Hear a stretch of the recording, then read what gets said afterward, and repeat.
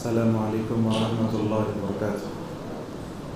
الحمد للہ رب العالمین والصلاة والسلام علی اشرف الانبیاء والمرسلین نبینا محمد وعلی آلہ واصحابہ اجمعین، اما بعد۔ اعوذ باللہ من الشیطان الرجیم من حمزہ ونفخہ ونفثہ ولو اشرکوا لحبط عنہم ما كانوا يعملون۔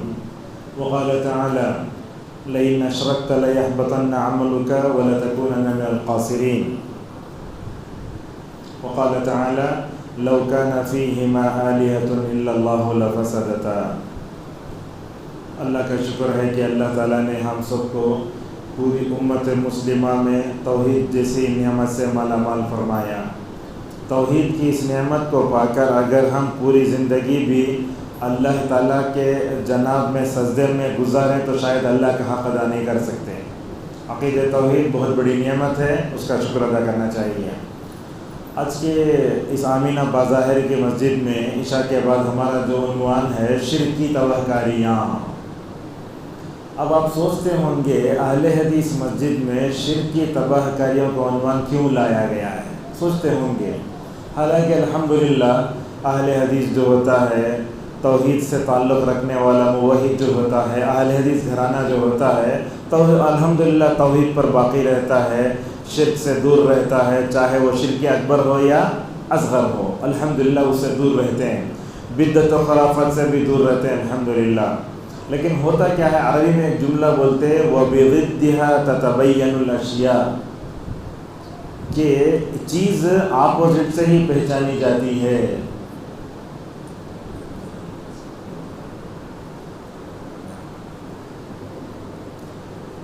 چیز اپوزٹ سے پہچانی جاتی ہے۔ اگر آپ اپنی توحید کو محفوظ کرنا چاہتے ہیں تو شرک ہمیں جاننا ہوگا۔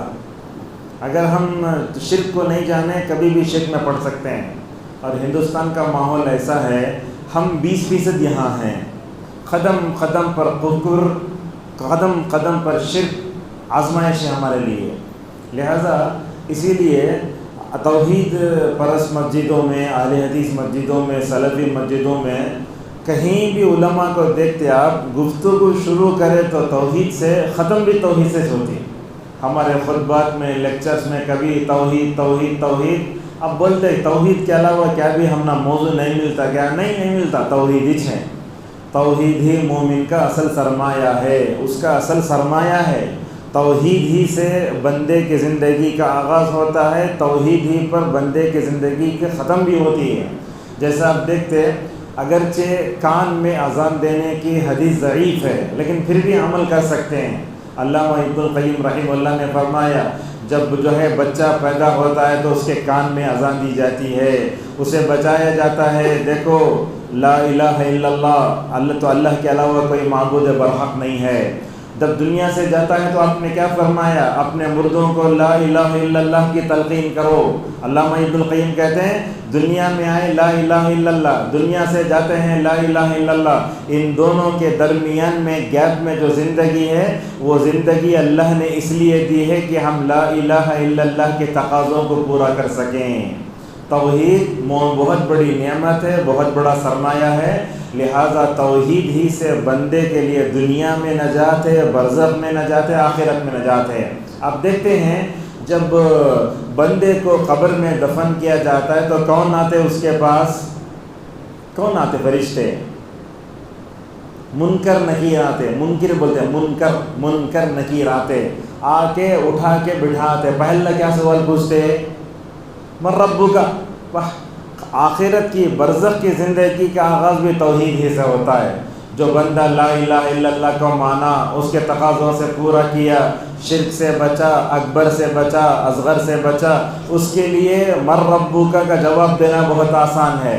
جو بندہ دنیا میں توحید پر نہیں رہا، شرک میں پڑا، اپنا سر اللہ کے سامنے جھکانے کے بجائے درگاہوں پر گزارا، خانقاہوں میں گزارا، قبر پرستی میں گزارا، پیر مریدی کے چکر میں پڑا، نعوذ باللہ لوگوں کے سامنے جا کر سجدہ کرتا رہا، ایسا آدمی من ربک کا کیا جواب دے گا ذرا سوچیے۔ لہذا بہت اہم موضوع ہے، اتنی تباہ کاریاں ہیں شرک کی، شاید 35 منٹ میں ہم نہیں بیان کر سکتے۔ میں نے آپ کے سامنے 2 آیتیں پڑھی، ان دونوں آیتوں کو غور سے سنیے۔ اللہ تبارک و تعالیٰ خصوصاً سورہ انبیاء میں ایک جگہ 18 نبیوں کا تذکرہ فرماتا ہے۔ انبیاء کون ہوتے ہیں؟ توحید کے پکے، کبھی شرک نہیں کرتے۔ آپ آدم سے لے کر محمد صلی اللہ علیہ وسلم تک کی تاریخ بتائیں، آپ کسی نبی نے شرک نہیں کیا۔ اللہ اکبر، کسی نبی نے شرک نہیں کیا، کوئی نبی کفر میں پڑا بھی نہیں۔ اللہ تعالیٰ 18 نبیوں کا تذکرہ کرنے کے بعد فرماتا ہے یہ انبیاء علیہم الصلاۃ والسلام جن کی اللہ نے خاص تربیت کی ہے، جن کو اللہ نے کمال درجے کی توحید دی، شرک سے بچا کر رکھا، اگر یہ انبیاء بھی شرک کرتے تو ان کے اعمال بھی تباہ و برباد ہو جاتے۔ اس سے خود معلوم ہوتا ہے کہ شرک انسان کے اعمال کو تباہ و برباد کر کے رکھ دیتا ہے۔ اسی شہر کے ایک بہترین عالم دین ہیں مولانا عبداللہ صاحب عمری مدنی حفظہ اللہ، جو جامعہ دارالسلام میں تقریباً 27 سال تک ماشاءاللہ استاد رہے ہیں۔ بہت بڑا خاندان، علمی خاندان۔ فتح دروازے میں چلے گئے تو ماشاءاللہ شیخ کا خاندان ملتا ہے آپ کو۔ ان کے پاس مجھے عمر آباد میں ایک کتاب پڑھنے کا موقع ملا، وہ کتاب ہے تقویۃ الایمان۔ یہ تقویۃ الایمان کتاب معلوم ایسی ہے، اس کتاب نے ماشاءاللہ کئی لوگوں کی زندگیاں بدلی۔ شاید آپ لوگ کتاب پڑھتے نہیں ہوں گے، وہ کتاب نہیں پڑھیں، کتاب پڑھی ہے آپ کو۔ ہندوستانی ماحول میں مسلمانوں کو شرک سے کیسے بچانا، کفر سے کیسے بچانا، توحید کی طرف کیسے لانا، یہ ایسی مایہ ناز تصنیف اور بہترین کتاب ہے۔ اس نے اس کتاب کو پڑھ کر ماشاءاللہ کئی خاندان، کئی قبیلے، کئی برادران ماشاءاللہ شرک سے مکمل طور پر طائب ہو گئے۔ تو شیخ عبداللہ عمری مدنی حفظہ اللہ کتاب میں پڑھاتے تھے، ایک دن انہوں نے ایک مثال دی۔ مثال کیسے؟ ایک بڑے بگونے میں دودھ رکھو، وہ توحید ہو، اس میں رتی پیشاب ڈالے تو کیا ہوتا؟ اب آپ لوگ بتائیے کیا ہوتا؟ پینے کے لائق رہتا؟ نہیں رہتا۔ ایسا ہی انسانی اعمال، آپ کتنے بھی اچھے کام کر لو، شرک کرتے ہیں، اللہ کے سامنے سر جھکا رہے ہیں، شرک کر رہے ہیں، لوگوں کی مدد کر رہے ہیں، شرک کر رہے ہیں، سب کر رہے ہیں، آپ کا عمل قبول نہیں ہوتا۔ اللہ تعالیٰ تو سورہ زمر میں ایسے فرماتا ہے لئن اشرکت لیحبطن عملک۔ دیکھو اے اللہ کے نبی، اگر آپ بھی شرک کرے، اللہ اکبر، نبی شرک کرتا ہے نہیں، اللہ فرماتا ہے اللہ کے نبی آپ بھی شرک کریں، آپ کے اعمال تباہ و برباد ہو جائیں گے، آپ نقصان اٹھانے والوں میں سے ہو جائیں گے۔ سوال یہ آتا ہے کہ نبی شرک نہیں کرتا نا، پھر کیوں اللہ ایسے بول رہا ہے؟ اللہ فرماتا ہے یاد رکھو اے نبی، شرک کی تباہ کاری اتنی خطرناک ہے، شرک کسی نبی کے عمل کو بھی تباہ و برباد کر سکتا ہے۔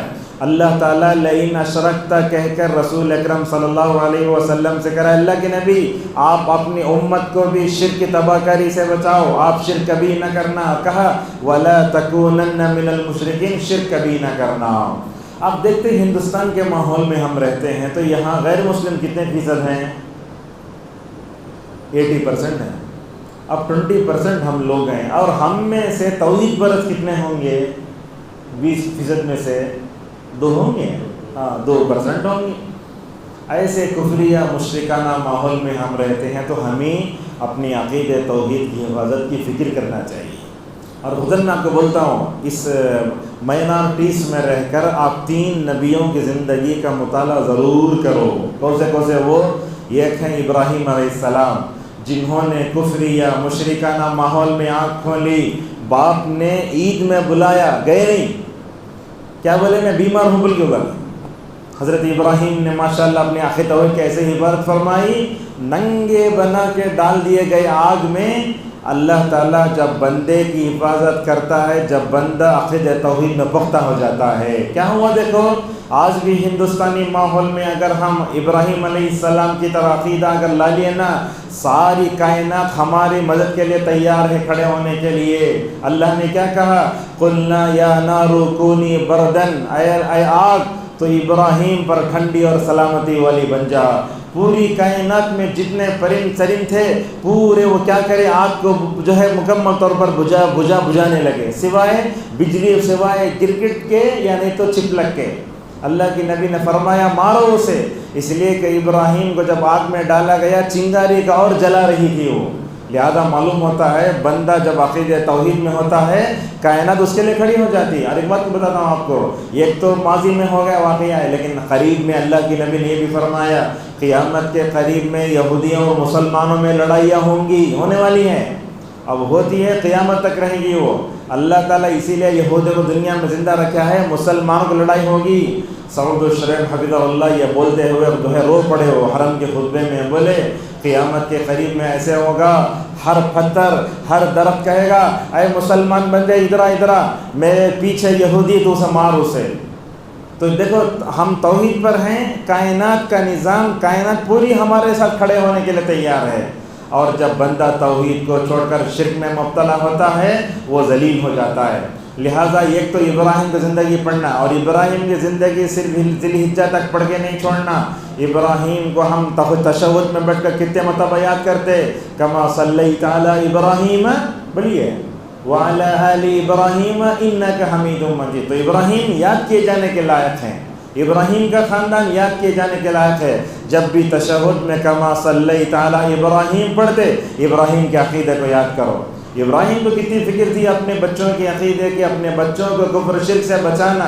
ابراہیم نے اپنے بیوی کی اور اپنے بچے کی تربیت کے لیے ماشاءاللہ ان دونوں کو لے جا کے کعبۃ اللہ میں چھوڑا، جو توحید کا مرکز تھا۔ وہاں چھوڑنے کے بعد خاموش نہیں رہے، اپنے بیٹوں کی اور اپنے بیوی بچوں کے عقیدے کی حفاظت کے خاطر دعا کرنے لگے۔ کیا فکر ہے دیکھو، یہ ہندوستانی ماحول میں غیر مسلم 80% ہیں، ابراہیم اس ماحول میں اپنے بیوی کو اور اپنے بچوں کو کفر شرک سے بچانے کی کتنی فکر کرتے ہیں۔ اللہ تعالیٰ فرماتا ہے دعا یہ ہے، یہ دعا آپ لوگ جو ہے اپنے امام صاحب سے پوچھ کے کہاں یاد کر لیجئے، سورہ ابراہیم میں ہے یہ، وَجُنُوبْنِي وَبَنِيَّ أَن نَعْبُدَ الْأَصْنَامَ، اے اللہ تو مجھے اور میرے بچوں کو بتوں کی عبادت سے بچا لے۔ بہت بڑی دعا ہے۔ یہ ابراہیم جیسا پیغمبر اپنے بچوں کے لیے تڑپ سکتا ہے تو ہم کیوں تڑپ نہیں سکتے جبکہ ماحول اتنا خطرناک ہے۔ دوسرے جس نبی کی ہم سیرت پڑھنا، یوسف علیہ السلام مصر میں تھے، غیر مسلموں کی حکومت تھی، ماشاءاللہ اپنی صلاحیت سے پر لوگوں کو فائدہ پہنچایا۔ جب جیل میں گئے تو 2 ساتھی آئے وہاں، ان کو عقیدہ توحید کی دعوت دی۔ اس موقع پر حضرت یوسف نے کیا کہا؟ حضرت یوسف نے کہا میں اپنے باپ حضرت ابراہیم کے نقش قدم پر چلتا ہوں۔ دیکھو جسے ابراہیم نے دعا کی نا، اے اللہ تو مجھے اور میرے بچوں کو بتوں کی عبادت سے بچا لے، یہ توحید کی وجہ سے نسلوں کی کیسی حفاظت ہوتی ہے۔ دیکھو اللہ تعالیٰ نے حضرت ابراہیم کو توحید پرست بنایا، حضرت اسماعیل کو توحید پرست بنایا۔ آپ دیکھیں حضرت ابراہیم کو توحید پرست بنایا، حضرت ابراہیم کے اور ایک بیٹے تھے جن کا نام کیا تھا؟ اسحاق۔ اسحاق توحید پرست تھے، اسحاق کے بیٹے یعقوب، یعقوب کے بیٹے یوسف۔ میں تو ایسا بولتا ابراہیم نے جو دعا کی تھی وہ ابراہیم کی دعا کا اثر یوسف کی زندگی میں ہم دیکھتے ہیں۔ جب وہ جیل میں جاتے تو بولتے ہیں یہ خدا اچھا ہے یا الگ الگ خدا اچھے ہیں۔ لہٰذا حضرت یوسف نے بھی جیل میں رہ کر عقیدہ توحید کا ماشاءاللہ سبق پڑھایا۔ تیسرے ہیں جناب محمد رسول اللہ صلی اللہ علیہ وسلم۔ آپ نبی بننے کے بعد کتنے سال زندہ رہے؟ 23 سال۔ مکے میں کتنے سال؟ 13 سال۔ مدینے میں 10 سال۔ مکے کی 13 سالہ زندگی کو بار بار پڑھو آپ۔ اللہ کے نبی اپنے عقیدے کی حفاظت کرنے، اپنے بال بچوں کے عقیدے کی حفاظت کرنے، اپنے صحابہ کی عقیدے کی حفاظت کرنے کے لیے رسول اکرم صلی اللہ علیہ وسلم نے کیا کیا تکلیفیں نہیں پڑھی۔ اللہ اکبر۔ خصوصاً دیکھیں گے آپ قرآن میں 2 قسم کی صورتیں، مکی صورت، مدنی صورت۔ یہ 86 صورتیں مکی ہیں، 28 صورتیں مدنی ہیں۔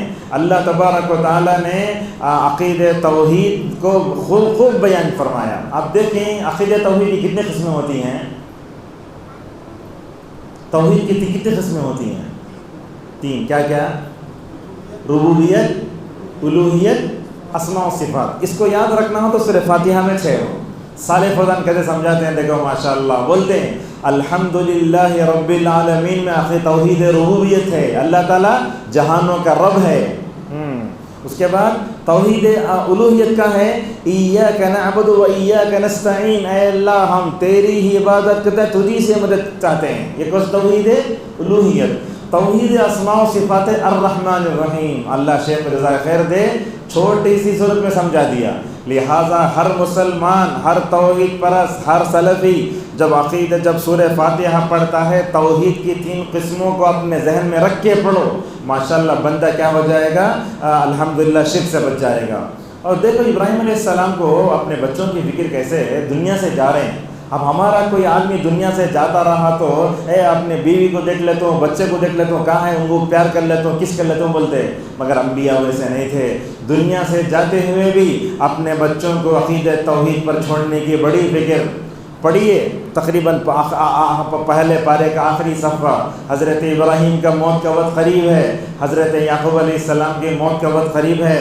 بلا کر پوچھتے ہیں ما تعبدون من بعدی، تم میرے بعد کس کی عبادت کرو گے؟ اللہ اکبر. توحید کی فکر. سارے بچوں نے کہا اے ابا جان، جس ذات کے سامنے آپ جھکتے ہیں وہی بھی ہمارا معبود ہے، وہی ہمارا معبود ہے. اور حضرت نوح کے بارے میں آتا ہے، دنیا سے جا رہے ہیں، اپنے بیٹوں کو بلا کر بیٹے بولتے ہیں بیٹو لا الہ الا اللہ کو پکڑے رہو، سبحان اللہ پڑھتے رہو، میں تم کو شرک سے روکتا ہوں، تکبر سے روکتا ہوں. بہرحال ہمارا موضوع کیا ہے؟ یہ شرک کی تباہ کاریاں. یاد رکھیے توحید جس معاشرے میں ہوتی ہے وہاں سلامتی آتی ہے. توحید پرستوں کے گھروں میں ایک طرح کا سکون رہتا. محسوس کریں آپ، الحمدللہ بڑا سکون رہتا. اگر کوئی مر گئے تو بھی ہم اپنے رب کی عقیدہ توحید پر کیا ہے، اپنے رب کی جو تقدیر پر ایمان رکھ کے خاموش رہتے ماشاءاللہ. مگر یہ مشرک کے گھر میں، ایک بدعتی گھر میں کچھ بھی ہوا، اللہ پورے گھر کو سر کو اٹھا لیتا ہوں میں.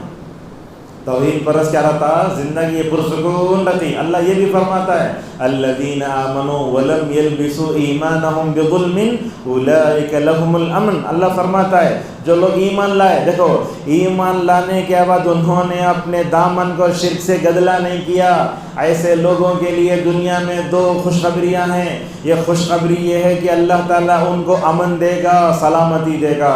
انبیاء کی زندگی دیکھو، حضرت نوح علیہ السلام توحید کی برکت سے 950 سال تک اپنے قوم میں دعوت کا کام کرتے رہے. کتنے سال؟ 950 سال. فَلَبِثَ فِيهِمْ أَلْفَ سَنَةٍ إِلَّا 50 عَامًا.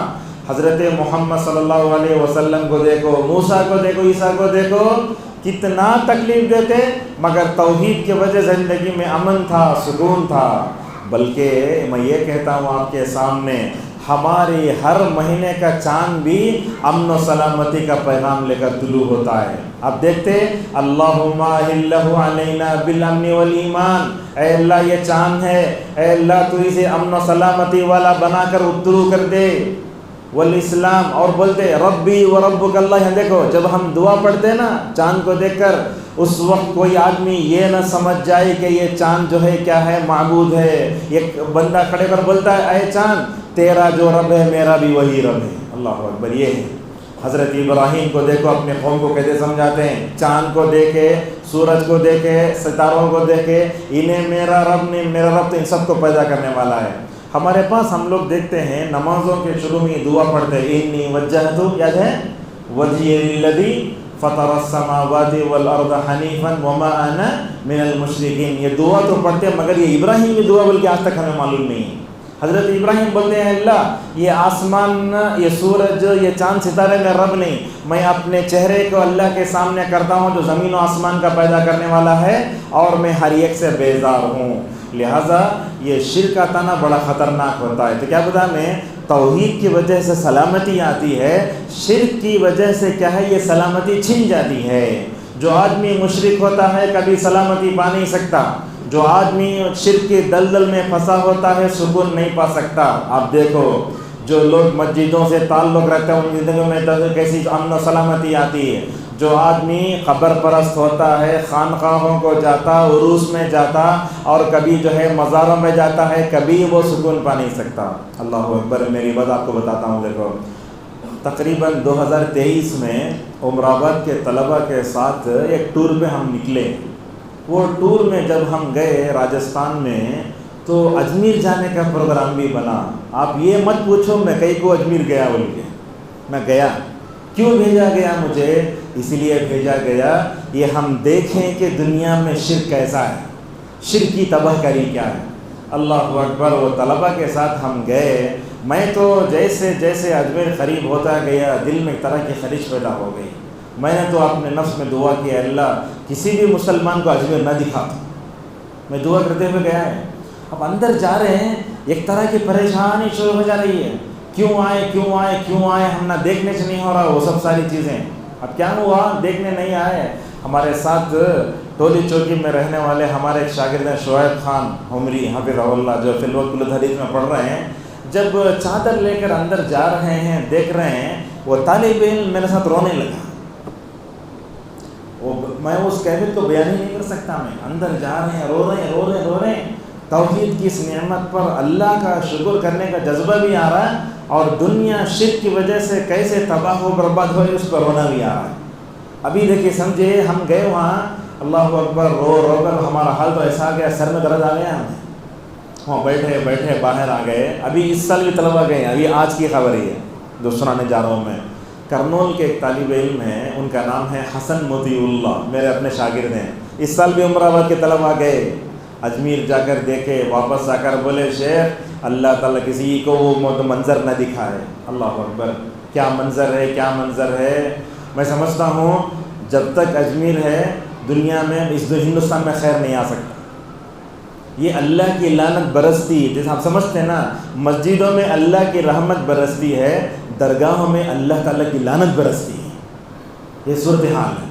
اب وہ جا کر آ کے طالب علم میسج میں لکھتا ہے شیخ آپ کی بات یاد آ گئی مجھے، زندگی میں ایک بار چلا ہے اور ایک بار نہیں جاؤں گا. اللہ اکبر، وہاں کیا ہوتا ہے، وہاں لوگوں نے جنت کا دروازہ بنا کے رکھا ہے. جنت کا دروازہ ہے وہاں کھڑے ہو کر لوگ بولتے یہ جنت کا دروازہ ہے. میں نے تو وہاں کھڑے ہو کر کہا جو اس جنت کے دروازے پر کھڑا ہوا اس جنت کے دروازے سے محروم کر دیا جائے گا. یہ حقیقت ہے. تو کیا سمجھ میں آ رہا، جہاں توحید ہے وہ اللہ کی رحمت آتی ہے، اور جہاں شرک ہوتا ہے وہاں کیا ہوتا ہے، اللہ کی لعنت برستی. یہ جتنی درگاہیں ہیں یہ سب اللہ کی لعنت کے برسنے کی جگہ ہیں. اسی لیے میں آپ کو بتاتا ہوں، دیکھو بات بڑی کڑوی بھی ہے، آپ کو بہت ہو سکتا ہے بری بھی لگے، لیکن حقیقت ہے. میسور جاتے لوگ ٹیپو سلطان کی قبر کے پاس جاتے ہیں، نہیں جانا. ٹیپو سلطان کی قبر کے پاس جانا کیا ہے یہ مطلب غلط ہے. آپ وہ خبر کو دیکھنے کے لیے جتنا پیسہ لگا کر گئے گنہگار ہو جائیں گے. اچھا یہ بتائیے آپ لوگ سب لوگ مل کر درگاہیں کیوں بنتی ہیں؟ آپ لوگوں سے سوال ہے، درگاہیں کیوں بنتی ہیں؟ بولیے آپ لوگ سب مل کر، درگاہوں کے بننے کا سبب کیا، ریزن کیا ہے؟ سوچیے.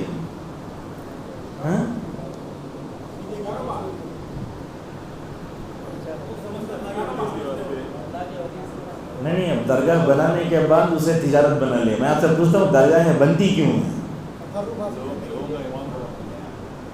نہیں، آپ بنانے کا مقصد بول رہے ہیں، میں اس کے ریزن پوچھ رہا ہوں.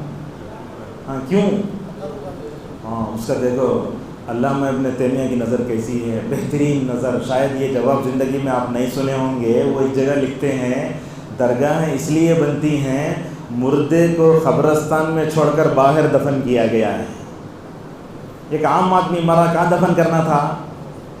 ہاں کیوں باہر دفن کرے، اس لیے بنی. یہ نظر ہے. یہ جواب شاید آج تک کوئی عالم نہیں دے سکا. قبر بنی کیوں؟ اس لیے کہ اس کو قبرستان سے ہٹا کر باہر دفن کرے، اس لیے قبریں بنی، درگاہیں بنی. اگر عام مسلمان کی طرح اسے اگر جو ہے قبرستان میں دفن کیا جاتا تو ایک مزار بھی نہیں ہوتی. ہاں بہت اچھا جواب ہے. علامہ ابن قیم رحمہ اللہ، اللہ سے خیر دے، توحید پر شرک پر تو اتنا لکھے ماشاءاللہ، پڑھتے آپ رو دیتے ویسا ہے.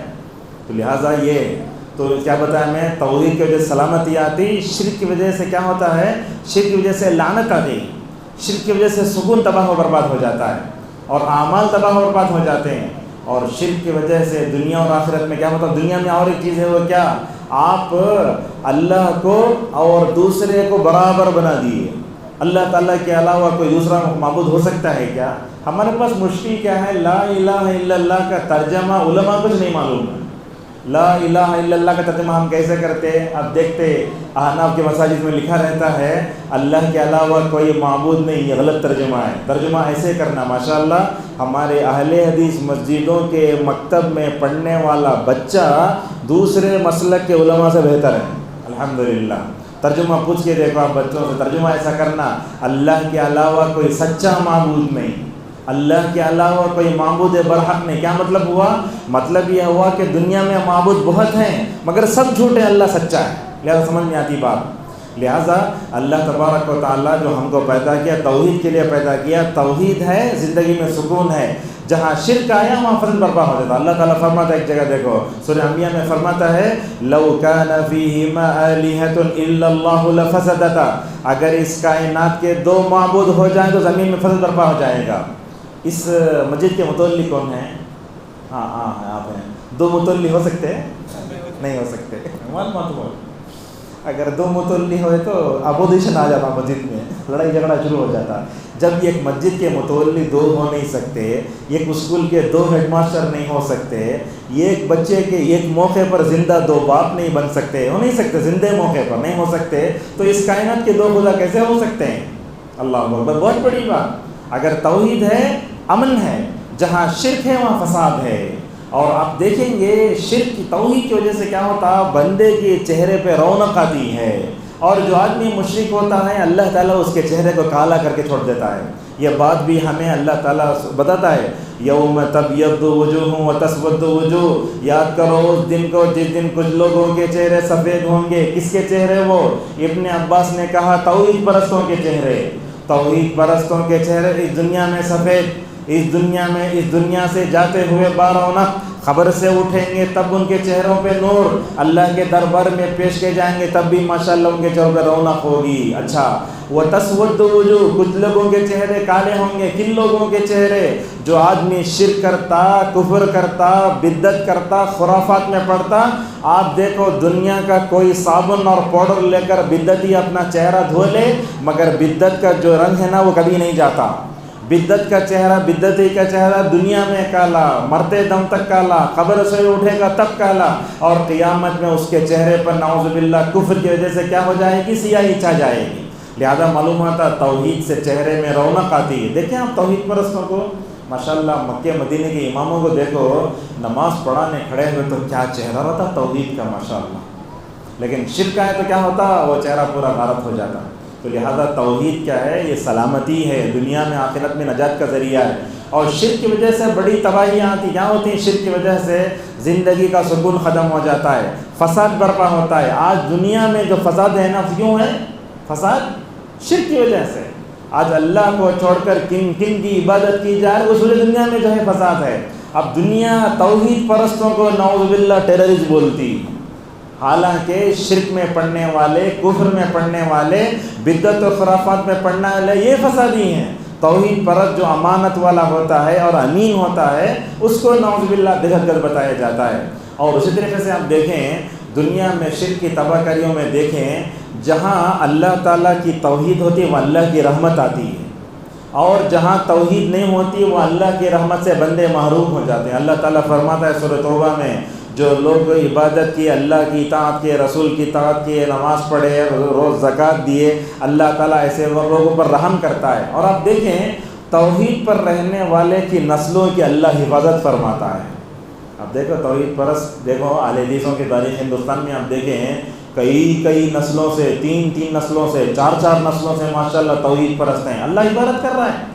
اگر آپ مثال دیکھنا چاہتے ہیں، دو مثالیں میں آپ کے سامنے دیکھتا ہوں۔ اللہ توحید کے نسلوں کی عبادت کیسے کرتا ہے؟ ابراہیم کو دیکھو، حضرت ابراہیم کے بیٹے اسماعیل کی ذریت سے جناب محمد رسول اللہ صلی اللہ علیہ وسلم پیدا ہوئے۔ ابراہیم میں بھی اور محمد میں کتنی دوری ہے؟ اللہ فرماتا ہے وَجَعَلَهَا كَلِمَةً بَاقِيَةً فِي عَقِبِهِ، ہم نے تو کیا کیا؟ اس کلمے کو باقی رکھ دیا حضرت ابراہیم علیہ السلام کی اولاد میں۔ اچھا ٹھیک ہے، آپ دیکھتے اہل حدیثوں کو وہابی بولتے نا، نہیں بولتے، یہ کیوں بولتے بولے تو یہ تقریباً آج سے 200 سال پہلے عرب میں ایک عالم پیدا ہوئے، ان کا نام تھا محمد بن عبد الوہاب، جانتے نا؟ انہوں کیا کرے؟ مکے میں، مدینے میں، پورے جزیرۃ العرب میں وہ کام کرے جو محمد رسول اللہ صلی اللہ علیہ وسلم نے کیے۔ دیکھیے دونوں کا نام محمد ہے، انہوں محمد ابن عبداللہ، انہوں محمد عبد الوہاب رحمۃ اللہ علیہ۔ انہوں نے کیا کیا؟ دیکھو کتنا بڑا کام کیا۔ ہر اہل حدیث کو، ہر سلفی کو معاصرے سے کفر، شرک، بدعت و خرافات کو دور کرنے کے لیے ہمیں ان کی تاریخ پڑھنا۔ الحمدللہ کفر، شرک، خبر پرستی کو ایسے پاکیا، خون بھی نہیں بہایا۔ شیخ کی دعوت کا سب سے بہترین نقطہ یہ تھا کہ انہوں نے توحید، بادشاہوں کو توحید پرست بنایا، آج جو ملک سلمان، محمد بن سلمان، آل سعود ہے نا، یہ سب محمد بن عبد الوہاب رحمہ اللہ کی دعوتی کوششوں کا نتیجہ ہے۔ اگر محمد عبد الوہاب رحمہ اللہ کفر کو پاک کرنے، شرک کو پاک کرنے کانٹے بیجا کو پھوڑتے تو لوگ بھگوا جاتے تھے، لیکن کیا کرے، پاور جن کے پاس ہے ان کو توحید پرست بنائے۔ ملک عبدالعزیز رحمہ اللہ کہتے ہیں شیخ آپ ہمارے ساتھ آؤ، انشاءاللہ ہم پورے جزیرۃ العرب کو کفر شرک سے ویسے پاک کریں گے جیسے محمد رسول اللہ صلی اللہ علیہ وسلم نے کیا۔ آج آپ دیکھو دبئی میں مندر ہے، دبئی میں گوتم بدھ کا مجسمہ ہے، مگر ماشاءاللہ پورے جزیرۃ العرب میں آپ انشاءاللہ یہ قبر کو یہ گز بھی اونچا بھی نہیں پائیں گے آپ، ماشاءاللہ پورے جزیرۃ العرب میں کہیں مندر نہیں، کہیں چرچ نہیں، کچھ نہیں، ماشاءاللہ۔ ایسا ہے توحید جہاں ہوتی ہے وہ امن ہوتا ہے۔ لہذا کیا سمجھ میں آیا، بندہ جب توحید پہ ہوتا ہے تو اللہ تبارک و تعالیٰ قیادت و سیادت دیتا ہے، اور جب بندہ کفر و شرک میں آ جاتا ہے تو انسان ذلیل ہو جاتا ہے۔ اور اب دیکھیں آج امت مسلمہ کی ذلت کا سبب کیا ہے؟ سبب یہ ہے، یہ اللہ تعالیٰ کے سامنے جو ماتھا ہے، جو ٹھیکنا ہے، اس کو لے جا کر ہم غیر اللہ کے سامنے جھکاتے ہیں، اور جب بندہ غیر اللہ کے سامنے جھکاتا ہے تو وہ ذلیل ہو جاتا ہے۔ اللہ تعالیٰ بنی اسرائیل کو آپ دیکھتے اتنی عزت دیا، جنت سے من و سلوہ ہے، مگر کفر و شرک میں پڑنے کی وجہ سے نعوذ باللہ ذلیل ہو کر رہ گئے۔ اللہ اکبر، یہ بات یاد رکھو، اس ہندوستانی ماحول میں جب بھی کفر و شرک، بدعت و خرافات دیکھتے دل میں کراہت ضرور آنا۔ کیسے آنا؟ حضرت موسیٰ علیہ السلام اپنے قوم میں حضرت ہارون کو اپنا نائب بنا کر اپنی قوم میں 70 لوگوں کو لے کر اللہ تعالیٰ کے پاس بات کرنے جاتے ہیں۔ معلوم نہ واقعہ لمبا سورہ اعراف وغیرہ میں ہے وہ، جیسے ہی حضرت موسیٰ علیہ السلام اپنے بھائی کو چھوڑ کر گئے، وہ سامری نامی ایک آدمی آیا، سامری قرآن میں ہے، سورہ طٰہٰ میں۔ انہیں کیا کیا معلوم ہے؟ کیا کیے؟ زیورات لے لیا، مٹی لے لیا، لے لیا، وہ گائے کے بچے کو معبود بنایا۔ آج ہندوستان میں گائے کی جو پوجا ہوتی ہے نا، اس کی تاریخ وہاں سے پڑتی ہے۔ گائے کو خدا بولتے ہیں، گائے کے بچے کو، پاڑی کو خدا بولتے ہیں۔ یہ کوئی معمولی نظریہ نہیں ہے، بہت پرانا نظریہ ہے یہ۔ اب گئے تو گائے کے بچے کو معبود بنایا، کہا ھذا الہکم و الہ موسیٰ، یہ تمہارا معبود، تمہارے موسیٰ کا بھی معبود ہے۔ حضرت موسیٰ علیہ السلام اللہ تعالیٰ کے پاس سے توریت لیے، بات کرے، تجھے دیکھتوں میں موسیٰ، اللہ تعالیٰ بولا دیکھ نہیں سکتے، یہ 1000 باتیں ہوئی۔ حضرت موسیٰ علیہ السلام اللہ تعالیٰ سے بڑے محبت کرنے والے تھے، جب اپنی قوم کو آئے تو دیکھا پوری قوم نعوذ باللہ وہ گائے کے بچے کے سامنے جھک رہی ہے، غیرت آئی، کیا کرے، گلے کی پٹی پکڑ لی ہارون کی، جب بولتے گرہبان، غیرت کے ذریعے دیکھو، شرک دیکھ کر خاموش نہیں رہے، بولے بئس ما خلفتمونی من بعدی، میں تمہیں اپنے قوم میں چھوڑ کر گیا، کیا کرے سو اتنے برے تم جو ہے ذمہ دار ہو۔ حضرت ہارون علیہ السلام نے کہا اے ماں کے بیٹے، کئی کو بولے تو ماں کا ذکر آئے تو دل نرم ہو جاتا، میرے کو مت کچھ بھی مت بولو۔ اس کے بعد کیا کرے دیکھو، موسیٰ علیہ السلام جو توریت تختیوں میں لکھی ہوئی تھی، شرک میں مبتلا قوم کو دیکھ کر اتنا غصہ آیا، پٹک ڈالے وہ توریت کی تختیوں کو پٹک دیا، پھٹ گئی۔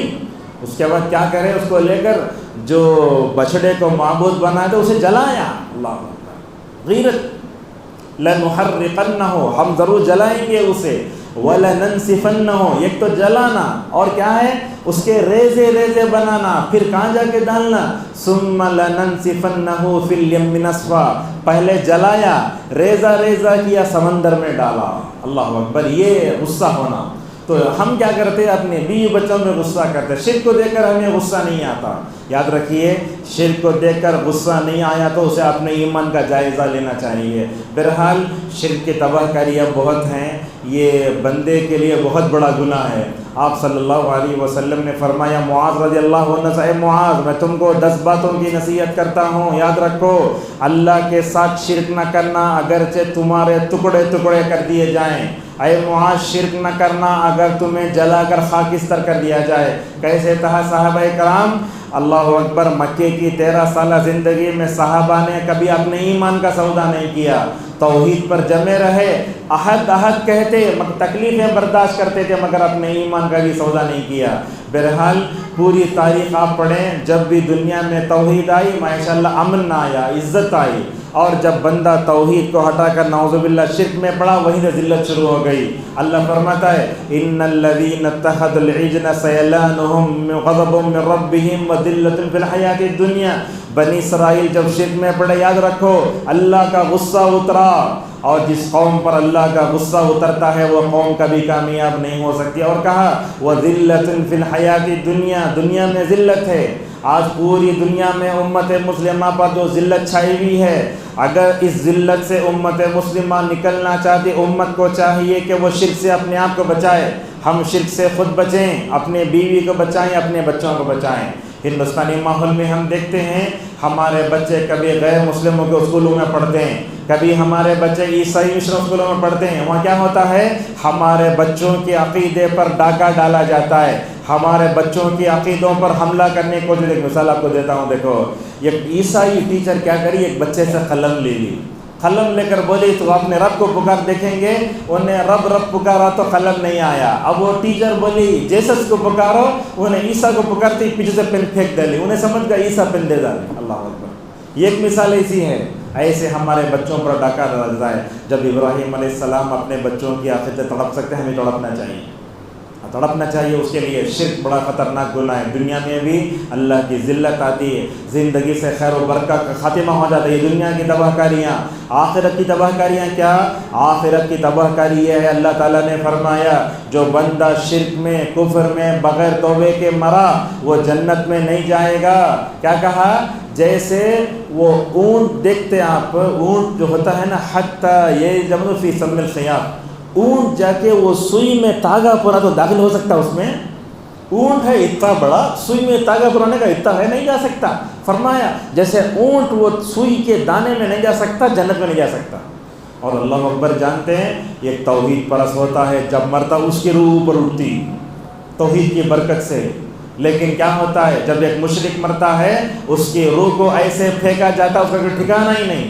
وَمَن يُشْرِكْ بِاللَّهِ فَكَأَنَّمَا خَرَّ مِنَ السَّمَاءِ، جو آدمی شرک کیا اللہ تعالیٰ کی طرف سے ایسے پھیرا کہ وہ گر کے ایسے ہی ہو گیا، کیا کرتا ہے؟ فَتَخْطَفُهُ الطَّيْرُ، پرندے اسے اچک لیتے ہیں، اس کا کوئی ٹھکانہ ہی نہیں ہوتا۔ اللہ اکبر، یہ دنیا میں ہوتا ہے۔ یہ تباہ کاریاں کیا ہوتی ہیں یاد رکھیں آپ لوگوں کو میں نصیحت کرتا ہوں، جس گھر میں شرک ہوتا ہے، جس گھر میں بدعت ہوتی، جس گھر میں خرافات ہوتے ہیں، اس گھر سے بیٹی لینا بھی نہیں، اس گھر میں بیٹی دینا بھی نہیں۔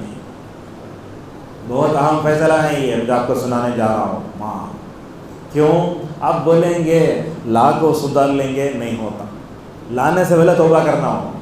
ہمارے کتنے ایسے اسلاف تھے جو اہل السنہ والجماعہ میں سے تھے۔ ایک آتا ہے بخاری کی روایتوں میں، ایک نام آتا ہے عمران بن حطان کا، بخاری کے راوی ہوں، اہل السنہ والجماعہ میں سے تھے، خارجی عورت سے محبت ہو گئی۔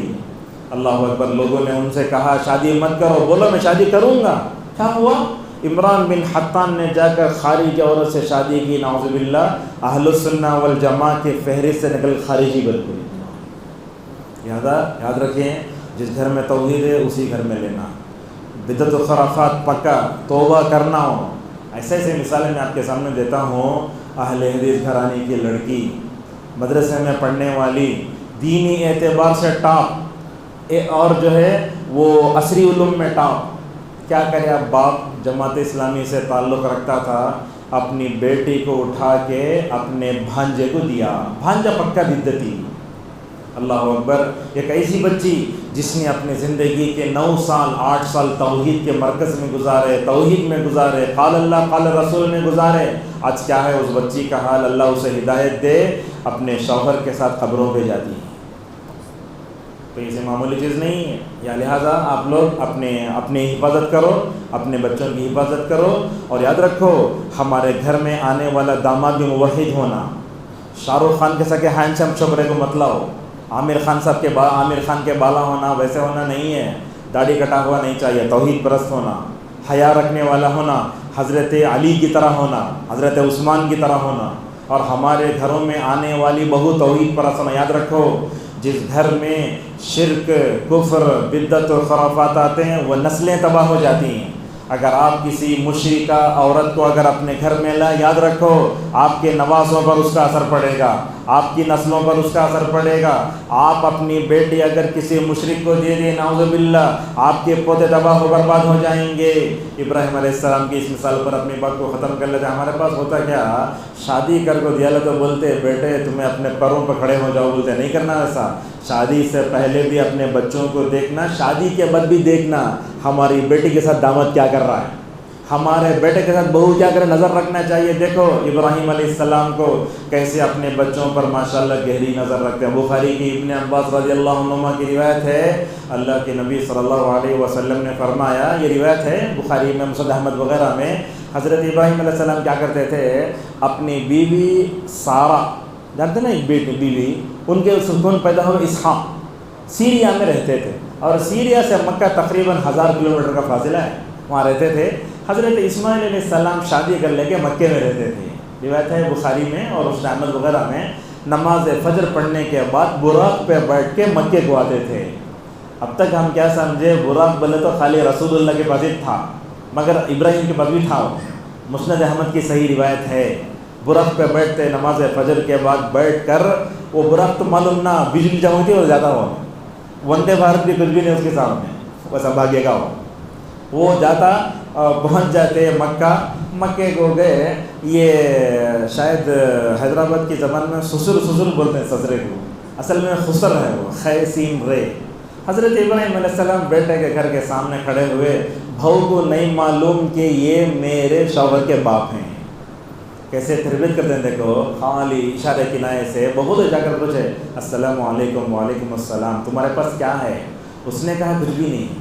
اللہ اکبر، ذرا سوچئے، جس ابراہیم نے اپنی پوری زندگی اللہ کے شکر میں گزاری، جس ابراہیم نے اپنے بیٹے کو شکر گزار بنایا، اپنی جو ہے بیوی کو شکر گزار بنایا، ان کے فیملی میں ایک ناشکری عورت آتی ہے تو ابراہیم کا دل کیسے روتا ہے دیکھو۔ وہاں کھڑے ہو کر بولے ابراہیم علیہ السلام آئے تو بولو ایک بزرگ آ کر گئے، بولے باپ بھی نہیں، ایک بزرگ آ کر گئے، سلام بولے اور بولے دہلیز بدل لو۔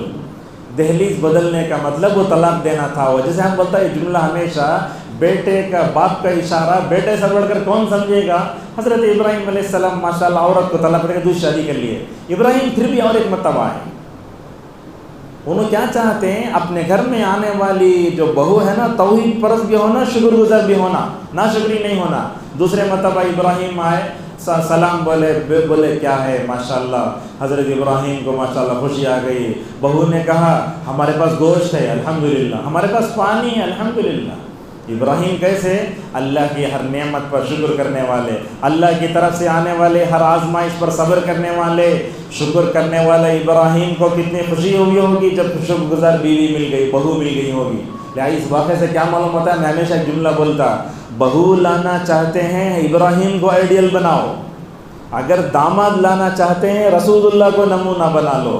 آپ کے ایک سے ایک داماد، علی کو دیکھو کیسے تھے، حضرت عثمان کیسے تھے، حیا رکھنے والے، جن کو دیکھ کر فرشتے شرما جاتے تھے۔ بہرحال باتیں بہت ہو سکتی ہیں، توحید انسان کے لیے نجات کا ذریعہ ہے، عزت کا ذریعہ ہے۔ اگر امت مسلمہ اپنی ذلت سے اگر اپنے آپ کو آزاد کرنا چاہے، اسے چاہیے کہ وہ توحید پر محنت کرے۔ ہمارے پاس بھی ہم دیکھ رہے ہیں اہل حدیثوں میں بھی توحید کمزور ہو رہی ہے، خاندان اہل حدیث ہے، ہمیں توحید کا علم حاصل نہیں کر رہے ہیں، ضروری ہے توحید کا علم حاصل کرو، اپنے بیوی بچوں کو توحید پڑھاؤ، اپنے مکتب میں توحید کے نظام کو مضبوط کرو۔ جتنے لوگ بیٹھے علماء کو چھوڑ کر اگر میں کسی سے پوچھوں لا الہ الا اللہ کی کتنی شرطیں ہیں، نہیں بول سکتے ہم، یہ ہمارا حال ہے۔ اگر اہل حدیثوں میں خود توحید اگر کمزور ہو گئے تو ہم کیا دعوت دیں گے؟ ہم اگر توحید کی طرف دعوت نہیں دیے تو ہم کو شرک کی طرف بلایا جائے گا۔ اللہ اکبر، یہ حالت ہے، لہٰذا توحید پر یہ کرو۔ اور آخری میں کفر و شرک سے بچنے کے لیے چند دعائیں بتاتا ہوں، ان دعاؤں کا اہتمام کرو۔ اسلام کیا کرتا، بیماری بتاتا، ساتھ میں علاج ہی بتاتا۔ اب مایوس نہیں ہونا، کیسے کرنا؟ سب سے پہلے اپنی توحید کو مضبوط کرنے کے لیے اہدنا الصراط المستقیم بار بار پڑھو۔ وہ کیا ہوا راستہ، اہدنا الصراط المستقیم، سیدھا راستہ، وہ کیا، توحید کا راستہ، وہ جنت کا راستہ جس پر نبی چلے، صدیقین چلے، شہداء اور صالحین چلے۔ بار بار کیا پڑھنا، اہدنا الصراط المستقیم۔ اور اس کے علاوہ کفر و شرک سے اپنے آپ کو بچانے کے لیے ابراہیم علیہ السلام کی دعا بھی پڑھنا، وَجْنُبْنِي وَبَنِيَّ أَن نَّعْبُدَ الْأَصْنَامَ، اے اللہ تو مجھے اور میرے بچوں کو بتوں کی عبادت سے بچا لے، گڑ گڑا کے پڑھیا۔ انشاءاللہ دیکھو اللہ تعالیٰ آپ کے بچوں کو توحید پرست کیسے بناتا ہے۔ ایک باپ اپنے بچوں کے لیے دنیا میں اپارٹمنٹ، تجارت کیا بھی چھوڑ کے نہیں جاتا۔ باپ اپنے بچوں کے لیے سب سے بڑا جو سرمایہ واقعہ توحید کا سرمایہ ہے۔ اپنے بیٹوں سے بولنا، بیٹے جس ذات کے سامنے اس ذات کے سامنے جھکنا، توحید ایسی رہنا۔ مجھے تو اس وقت میرے والد کی وصیت یاد آتی ہے مجھے، اللہ اکبر۔ 2013 میں میرے والد اللہ کو پیارے ہو گئے، گھر کا سامان دیکھا گیا، گھر کا سامان اٹھائے والد صاحب کا جو کمرہ تھا، والد صاحب کے اس کمرے کے کونے میں یہ وصیت ملی ہے۔ اس وصیت میں لکھا ہے، اے میرے بیٹو میں تم کو اسی عقیدے پر چھوڑتا ہوں جس عقیدے پر ابراہیم نے اپنے بچوں کو چھوڑا تھا۔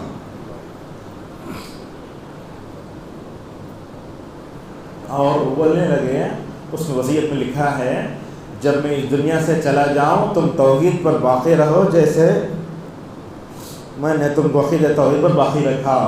ابراہیم نے دنیا سے جاتے ہوئے اپنے بچوں سے جو کہا تھا وہ آیت میں تمہارا لکھتا ہوں میں، اللہ تعالیٰ نے دین کو تمہارے لیے چن لیا ہے، اس کے علاوہ کسی کی عبادت مت کرو، توحید پر باقی رہو۔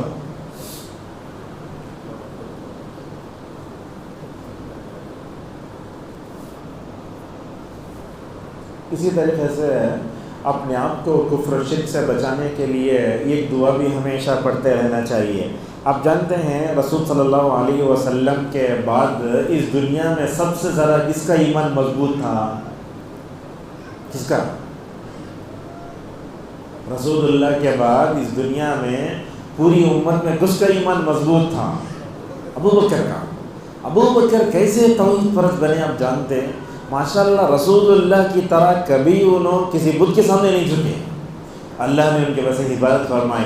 ایک موقع پر اللہ کے رسول صلی اللہ علیہ وسلم ابو بکر سے کہتے ہیں، ابو بکر یاد رکھو یہ ہماری نسلوں کے لیے بھی نصیحت ہے۔ آپ نے فرمایا الشرک اخفی من دبیب النمل فی ہذہ الامہ۔ آپ نے فرمایا ابو بکر اس امت کی جسم میں جو ہے کیا ہے، شرک چوٹی کے رینگنے سے بھی آہستہ آواز میں داخل ہوگا۔ آپ جو بتائے وہ دیکھ رہے ہیں آج ہماری نسلوں میں، شرک اس امت میں چوٹی کے رنگنے سے آہستہ آواز میں داخل ہوگا۔ اللہ اکبر۔ یہ بات سنی ابو بکر نے، دیگر صحابہ نے پوچھا یا رسول اللہ دیکھو جذبہ کیسا ہے، شرک سے اپنے دامن کو بچانا چاہتے ہیں۔ بولے یا رسول اللہ شرک سے بچنے کے لیے کیا کرنا؟ دعا کرنے والے کون؟ دعا پوچھنے والے ابو بکر۔ اس موقع پر نبی کریم صلی اللہ علیہ وسلم نے ایک دعا سکھائی، دعا ہمیں سے ہر ایک کو یاد ہونا چاہیے، اللہم انی اعوذ بک ان اشرک بک شیئا وانا اعلم واستغفرک لما لا اعلم۔ یاد ہوئی آپ لوگ؟ آپ لوگ پڑھو، اللہم انی استغفرک ان اشرک بک شیئا وانا اعلم واستغفرک لما لا اعلم۔ اے اللہ میں شرک سے بچا لے، اے اللہ جانتے بوجھتے انجانے میں بھی ہمیں شرک سے بچا لے۔ اے اللہ اگر زندگی میں اب تک شرک ہوا ہے تو اللہ شرک سے ہماری حفاظت فرما۔ یہ بات تو ہو گئی۔ صبح شام کے اذکار میں بھی کفر و شرک سے بچنے کی تاکید کی گئی۔ دعا پڑھتے اللہم عافنی فی بدنی، اللہم عافنی فی سمعی، اللہم عافنی فی بصری، لا الہ الا انت، اللہم انی اعوذ بک من الکفر والفقر۔ دیکھو اے اللہ میں تجھ سے کفر سے پناہ چاہتا ہوں، میں والکفر والفقر وعذاب القبر، لا الہ الا انت۔ ہمارے اس خطاب کی آخری چیز بہت اہم ہے، کفر و شرک سے بچنے کے لیے سورہ کافرون کا مطالعہ کرو، بہت اہم ہے۔ میں سمجھتا ہوں شاید یہ چیز میں چھوڑ دوں تو میرا خطاب جو ہے ادھورا رہ جائے گا۔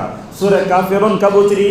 اللہ کے نبی کے پاس کفار مکہ نے آ کر کہا 1 سال تم ہمارے معبود کی عبادت کرو، 1 سال ہم تمہارے معبود کی عبادت کرتے ہیں۔ اللہ تعالیٰ بول رہا اے کفار مکہ، قیامت تک پیدا ہونے والے کافروں کان کھول کر سن لو، جیسے زمین آسمان نہیں مل سکتے، پانی آگ ایک نہیں ہو سکتی، کفر و اسلام ایک ہو نہیں سکتا۔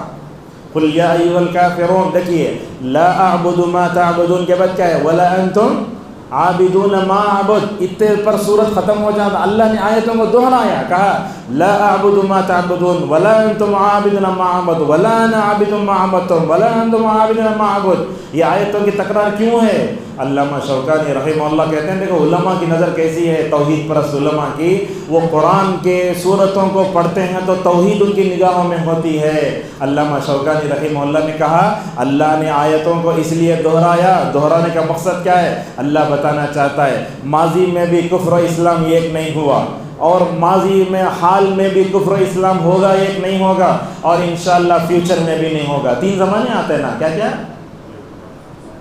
Past, future, present. پاسٹ میں بھی نہیں ہوا، پریزنٹ میں بھی نہیں ہوگا، فیوچر میں بھی نہیں ہوگا۔ اور اللہ اکبر، یہ سورہ کافرون اللہ کے نبی اپنے آپ کو کفر و شرک سے بچانے کے لیے کہاں پڑھتے تھے؟ دیکھو جذباتی ہے یہ، کہاں پڑھتے تھے؟ اللہ کے نبی صلی اللہ علیہ وسلم کیا کرتے تھے؟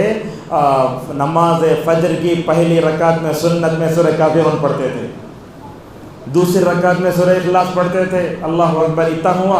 اس کے بعد طواف کی 2 رکعتوں میں دیکھو، طواف ہو گیا، مقام ابراہیم کے پیچھے کھڑے ہو کر بھی 2 رکعت نماز پڑھتے، جیسا کہ ابن عباس اور جابر رضی اللہ عنہما فرماتے۔ کتنے ہوئے؟ 2۔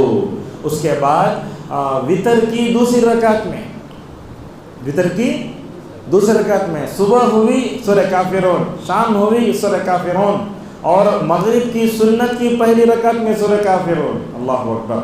اور اللہ کے نبی نے تو نوفل نامی ایک صحابی سے کہا، نوفل سونے سے پہلے سورہ کافرون پڑھ لو، اللہ تعالیٰ تمہیں کفر شرک سے بچائے گا۔ اب صبح کی سنتوں میں سورہ کافرون پڑھنے کی ضرورت کیا ہے؟ مغرب کی سنتوں میں کافرون پڑھنے کی ضرورت کیا ہے؟ سوتے وقت سورہ کافرون پڑھنے کی ضرورت کیا ہے؟ اللہ جزا خیر دے، ابن تیمیہ رحمہ اللہ کو بڑی پتے کی بات کہی، کہا اللہ کے نبی صبح اٹھتے، اللہ کے نبی کو توحید جیسے عظیم سرمایہ کی حفاظت کی فکر ہوتی ہے۔ اللہ کے نبی صبح اٹھتے ہی سورہ کافرون پڑھ کے امت کو بتاتے، لوگوں اپنے زندگی میں عقیدہ توحید کو پختہ کر لو، کہیں کفر تمہاری زندگی میں داخل نہ ہو جائے۔ اللہ اکبر، صبح شام اتنے مرتبہ پڑھتے، اور خصوصاً طواف کی 2 رکعتوں میں مقام ابراہیم کے پیچھے یا کہیں بھی کھڑے ہو کر ماشاءاللہ سورہ کافرون پڑھتے نا، تو ماشاءاللہ دل کی کیفیت بدل جاتی ہے۔ جب ہم کعبۃ اللہ کو توحید کے مرکز میں کھڑے ہو کر سورہ کافرون پڑھتے نا، میری کیفیت تو بیان ہی نہیں کر سکتا میں۔ کیا ہوتا؟ بندہ سوچتا، اے رب، یہی وہ جگہ تھی جب رسول اللہ کے زمانے میں 360 بتوں کو یہاں رکھا گیا تھا، حالانکہ وہ توحید کا مرکز تھا۔ اب جاتے ہیں حج کو جانے والے، عمرے کو جانے والے، زمزم لاتے، سونا لاتے، سب لاتے۔ میں تو کہتا ہوں حج کرنے والا، عمرہ کرنے والے کو اپنے زندگی میں سب سے عظیم جو سرمایہ وہ عقیدہ توحید ہے۔ جو آدمی مکہ مدینہ جا کر اس کا عقیدہ درست نہ ہو سکا تو یاد رکھو، اس ذات کی قسم جس کے ہاتھ میں ہم سب کی جانیں، اس کا عقیدہ مکہ مدینہ کے علاوہ اور کہیں گئے نعوذ باللہ حاصل نہیں ہو سکتا۔ لہذا وہاں کھڑے ہو کر بندہ سوچتا ہے، اللہ ایک جگہ تھی جہاں کھڑے ہو کر نبی کریم صلی اللہ علیہ وسلم جو ہے بیت المقدس کو رک کر کے نماز پڑھتے تھے۔ صحابہ کرام نے اس عقیدہ توحید کی خاطر کتنی تکلیفیں برداشت کی، اے اللہ عقیدہ توحید کی اس نعمت پر تیرا شکر ہے، ایسا آنا ہمارے میں۔ اور دیکھیں دوسرے رکعت میں سورہ اخلاص، فجر کی سنت میں، مغرب کی سنت میں، وتر کی تیسری رکعت میں، اور اسی بعد سونے کے وقت، اور اسی طریقے سے اور ایک چیز چھوٹی مطلب سوتے وقت، اور سب جگہ کیا پہلی رکعت میں سورہ کافرون، دوسری سورہ اخلاص۔ یہ کیا ہے؟ یہ ماشاءاللہ دونوں میں علماء ایک بتا دیں وہ کیا ہے۔ اصل میں بات یہ ہے، عقیدہ توحید پختہ ہوتی ہے 2 طریقے سے۔ ایک طریقہ یہ ہے کہ بندہ اللہ کی عبادت کرنا، ہم یہ کر لیے الحمدللہ، لیکن یاد رکھو عقیدہ توحید کو پختہ کرنا ہو تو اللہ کے علاوہ جن کسی کی عبادت ہو رہی ہے اس سے بیزارگی کا جب تک اظہار نہیں کرتے اس وقت تک ہماری توحید مکمل نہیں ہوتی۔ اسی لیے اللہ کے نبی صلی اللہ علیہ وسلم ویسے کرتے تھے۔ اسی پر اپنی بات کو ختم کرتا ہوں، درس لمبا ہو گیا۔ اللہ تبارک و تعالیٰ سے ہماری دعا ہے اللہ تعالیٰ ہم سب کو عقیدہ توحید کی اس نعمت پر اللہ کا شکر ادا کرنے کی ہم سب کو توفیق عطا فرمائے۔ امام احمد کی دعا ہمیشہ پڑھتے رہیں، آپ لوگ پڑھیں میرے ساتھ، اللہم امیتنی علی التوحید والسنہ۔ ترجمہ یہ ہے، اللہ تو مجھے توحید و سنت پر موت دے۔ تو توحید پوری زندگی مل گئی مگر مرنے سے پہلے شرک کر لیے، تو اسی لیے ہمیں دعا کرنا ہے، اللہ تو توحید پر باقی رکھ، اللہم یا مقلب القلوب ثبت قلبی، آدمی پڑھنا چاہیے۔ لہذا میں اس مسجد کے امام صاحب کا، اس مسجد کے ذمہ داروں کا شکریہ ادا کرتا ہوں۔ اگرچہ 2 دن پہلے خطبہ ہوا تھا، پھر بھی اتنا لمبا خطاب ماشاءاللہ آپ توجہ سے سنتے رہے۔ اللہ تعالیٰ سے ہماری دعا ہے اللہ تعالیٰ ہم سب کو توحید پر باقی رکھے، اللہ توحید پر ہمیں استقامت عطا فرمائے۔ اللہ تعالیٰ ہماری نسلوں کی، بیویوں کی، بچوں کی، ہمارے خاندان کی، اے اللہ پوری امت مسلمہ میں جتنے موحدین ہیں اللہ تعالیٰ سب کو توحید کی اس نعمت پر اللہ کا شکر ادا کرنے توفیق عطا فرمائے۔ اللہ ہمارے عقیدے کو نبیوں کے عقیدے کی طرح بنائے، اللہ تعالیٰ ہمارے عقیدے کو صحابہ کی طرح بنائے، اللہ تعالیٰ ہم سب کو ابو بکر عمر کا ایمان دے، اللہ تعالیٰ امت کی عورتوں کو ازواج مطہرات کا صحابہ جیسا ایمان عطا فرمائے، اللہ تعالیٰ امت میں جو بھی لوگ شرک کر رہے ہیں اللہ تعالیٰ شرک کی تباہ کرے سے اللہ ہماری حفاظت فرمائے، اللہ تعالیٰ ہم سب کو توحید میں پختہ بنائے۔ اور یاد رکھیں اس توحید کی نعمت کو پا کر اللہ کا شکر ادا کرنے کا طریقہ یہ ہے کہ ہم توحید کی دعوت دیں۔ اللہ تعالیٰ ہم سب کو نبیوں کی طرح توحید کی دعوت کو حکمت کے ساتھ دوسروں تک پہنچانے کے اللہ ہم سب کو توفیق عطا فرمائے۔ اس تقریر میں اگر میں نے کوئی صحیح بات کہی تو اللہ کی طرف سے ہے، اگر کوئی غلط بات کہی تو میرے اور شیطان کی طرف سے، اللہ تعالیٰ مجھے اور آپ کو معاف فرمائے۔ وآخر دعوانا الحمد للہ رب العالمین۔